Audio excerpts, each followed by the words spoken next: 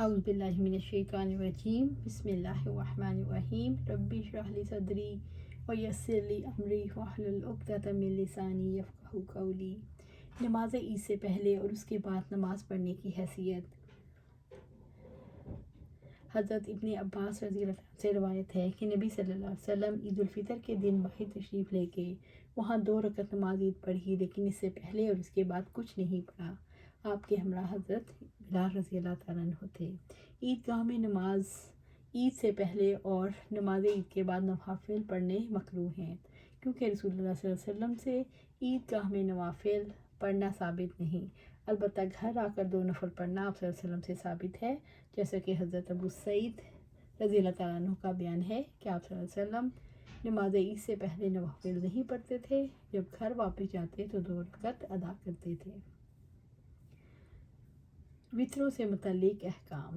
وطر کے متعلق ابن عمر رضی اللہ عنہ سے روایت ہے، ایک شخص نے آپ صلی اللہ علیہ وسلم سے نماز شب کے متعلق دریافت کیا تو آپ نے فرمایا، رات کی نماز 2 رکعت ہے، جب تم میں سے کسی کو صبح ہو جانے کا خدشہ ہو تو 1 رکعت پڑھ لے، وہ اس کی نماز کو وطر بنا دے گی۔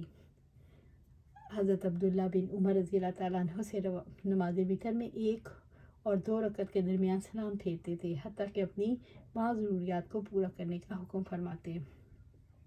اس حدیث کے پیش نظر بعض حضرات کا موقف ہے، ایک وطر پڑھنے کے لیے شرط ہے اس سے پہلے کچھ نہ کچھ نماز پڑھی گئی ہو، صرف 1 رکعت پر اکتفا صحیح نہیں، لیکن موقف صحیح حدیث کے خلاف ہے، کیونکہ حدیث میں آپ صلی اللہ علیہ وسلم نے فرمایا وطر برحق ہے، اس لیے جو چاہے 5 پڑھ لے یا 3 پڑھ لے یا 1 وطر ہی پڑھ لے۔ ابن عباس رضی اللہ عنہ سے روایت ہے، انہوں نے اپنی خالہ ام المومنین حضرت میمونہ رضی اللہ عنہ کے ہاں رات بسر کی۔ فرماتے ہیں، میں بستر کی عرض میں لیٹ گیا جب آپ صلی اللہ علیہ وسلم اور آپ کی اہلیہ محترمہ اس کے طول میں محو استراحت ہوئے۔ آپ آدھی یا اس کے لگ بھگ رات تک سوئے رہے، پھر جب بیدار ہوئے تو چہرے پر ہاتھ پھیر کر نیند کے آثار دور کیے۔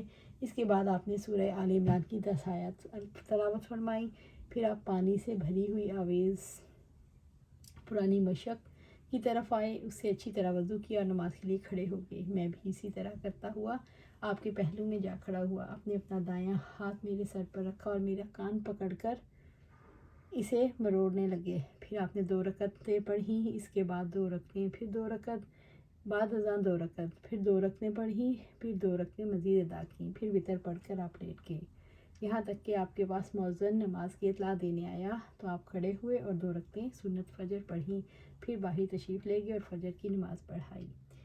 عبداللہ بن عمر رضی اللہ عنہ سے روایت ہے، انہوں نے کہا، نبی صلی اللہ علیہ وسلم نے فرمایا، نماز شب 2 رکعت ہے، جب تو نماز ختم کرنے کا ارادہ کرے تو 1 رکعت پڑھ لے، یہ رکعت تیری سابقہ نماز کو وطر بنا دے گی۔ حضرت عائشہ رضی اللہ عنہ سے روایت ہے، انہوں نے بتایا کہ آپ صلی اللہ علیہ وسلم رات کو 11 رکعت پڑھا کرتے تھے، آپ کی نماز شب یہی ہوتی تھی۔ ان رکعات میں آپ کا سجدہ اتنا طویل ہوتا کہ آپ کے سر اٹھانے سے پہلے تم میں سے کوئی بھی 50 آیات پڑھ سکتا تھا۔ نماز فجر سے پہلے آپ 2 رکعتیں پڑھتے، پھر اپنے دائیں پہلو پر لیٹ رہتے، یہاں تک کہ مؤذن اذان کی اطلاع دینے کے لیے آپ کے پاس آتا۔ اوقات وطر کا بیان۔ ابو ہریرہ رضی اللہ تعالیٰ عنہ سے بیان ہے کہ مجھے آپ صلی اللہ علیہ وسلم نے وصیت فرمائی کہ سونے سے پہلے وطر پڑھ لیا کرو۔